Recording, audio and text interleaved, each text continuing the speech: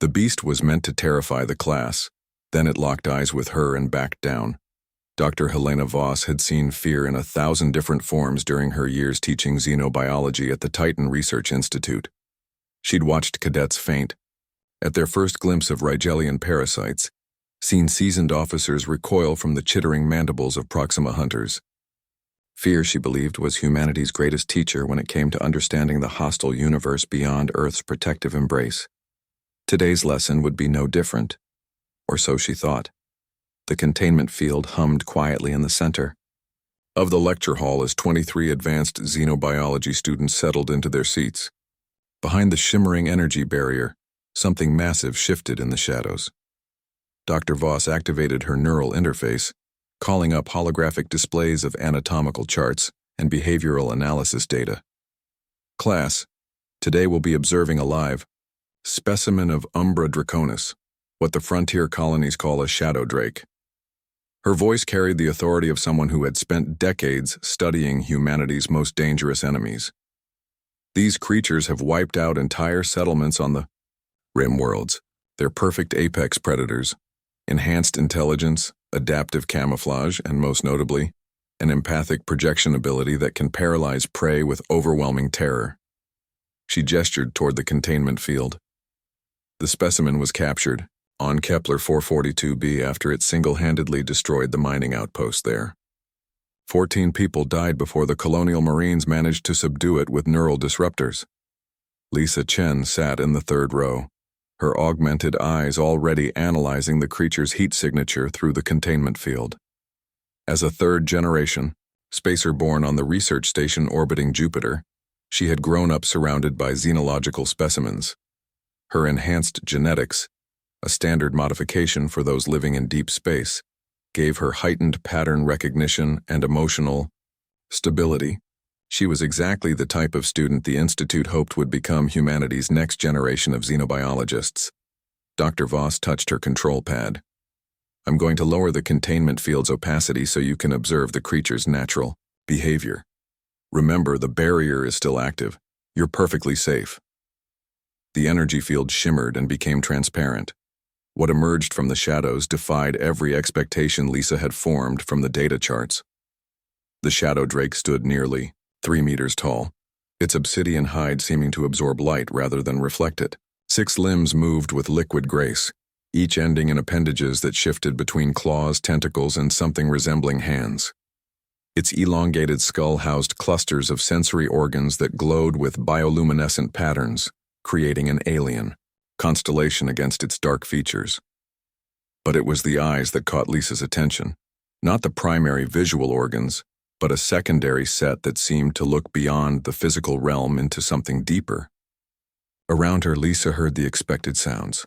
Sharp intakes of breath, someone's chair scraping against the floor as they instinctively pushed back, the quiet whimper of a student succumbing to the creature's fear projection. Dr. Voss was already activating emergency protocols as half the class showed signs of psychological distress.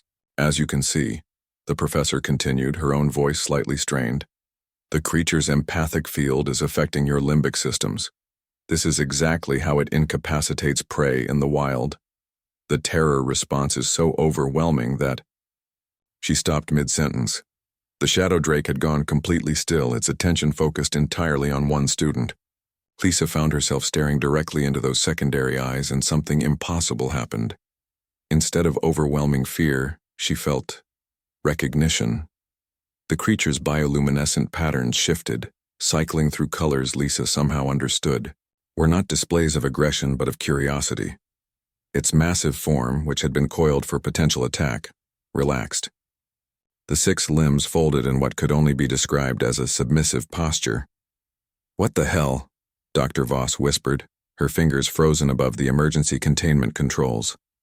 The fear projection that had been affecting the other students suddenly ceased.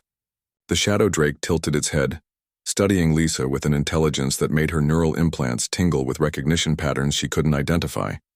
When it moved, it was with deliberate care, approaching the containment barrier not as a predator testing its cage but as something seeking connection. Lisa stood slowly, ignoring the gasps from her classmates and Dr. Voss's sharp command to sit down. She approached the containment field, her enhanced nervous system automatically cataloging the creature's biochemical signatures. What she found contradicted everything in the official reports. "It's not just a predator," she said quietly, her voice carrying clearly in the suddenly silent lecture hall. "Look at the cranial development, the complexity of the bioluminescent communication array. This isn't a simple apex predator. This is a sentient being." The shadow drake's patterns shifted again, and Lisa felt a presence brush against her consciousness. Not the invasive terror projection described in the reports, but something gentle, almost hesitant. Images flashed through her mind. Vast crystalline cities beneath alien stars, beings of shadow and light working together in harmony.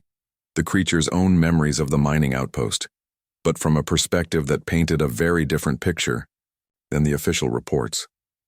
"It wasn't attacking the colonists," Lisa said, her understanding growing with each shared image. "They were destroying something sacred. The mining operation was tearing apart what the Drakes consider a temple site." Dr. Voss activated her recording systems, her scientific training overriding her shock. "Lisa, are you in telepathic contact with the specimen?" "Not telepathic," Lisa replied, still locked in communion with the creature. "Empathic, but not the predatory kind we thought. This is how they actually communicate, through shared emotional resonance. The terror projection happens when they're frightened or defending themselves." The shadow drake pressed one of its appendages against the containment field, and Lisa mirrored the gesture from her side. Through the energy barrier, she felt warmth, intelligence, and something that could only be described as hope. "The reports were wrong," she continued, addressing the class without breaking eye contact with the creature. "They're not monsters. They're refugees. The mining operations, the colonial expansion, we're destroying their civilization without even realizing it exists." Marcus Chen, Lisa's cousin and a military xenology specialist, leaned forward in his seat. "But the casualties, 14 people died." The shadow drake's patterns shifted to what Lisa now recognized as sorrow. More images flowed between them. The creature trying to communicate with the miners, desperately attempting to explain what they were destroying, finally resorting to defensive actions when words of light and emotion failed to bridge the gap between species. "They died because we couldn't understand what it was trying to tell us," Lisa said. "It was trying to save both our people and theirs." Dr. Voss was rapidly updating her notes, her scientific worldview restructuring itself in real time. "If you're correct, Lisa, this changes everything. Our entire classification of the Umbra draconis species, our military protocols, our expansion policies." "It changes more than that," Lisa interrupted, finally stepping back from the containment field. The shadow drake remained in its submissive posture, but its bioluminescent patterns had shifted to what she somehow knew represented gratitude.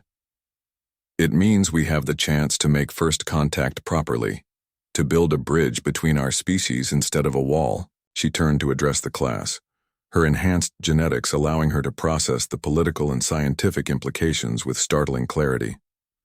"We always assumed that our expansion into space would inevitably lead to conflict with hostile alien species.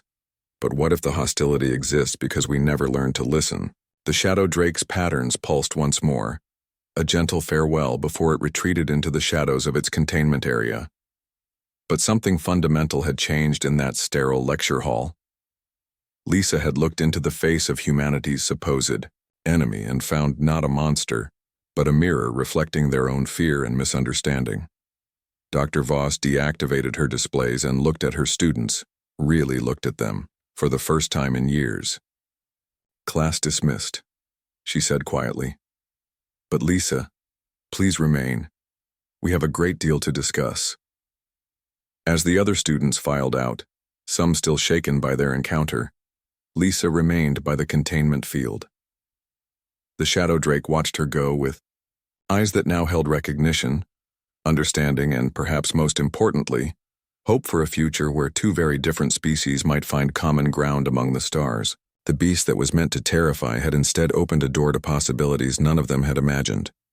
And Lisa Chen, with her unique combination of enhanced genetics and empathic sensitivity, had become the key to unlocking a new chapter in humanity's journey through the cosmos.